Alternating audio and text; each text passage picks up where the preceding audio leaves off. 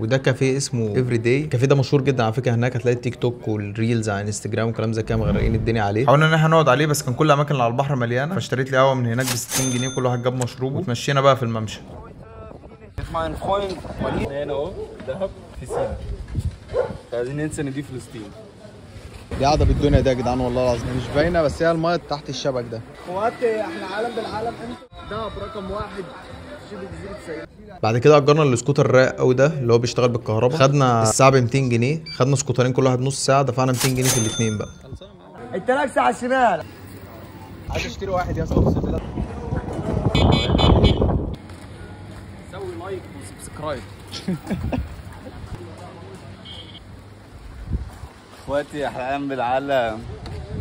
السلام عليكم. لما تشغلهم كنا حد خمس اخواتي احنا عالم بالعالم. بالعالم. بعد كده اشتريت بنطلون السنجاب ده وكلفني 200 جنيه، ولازم لو رحت ده بتجيب لك واحد من هناك شكله غريب جدا في الرجل يعني.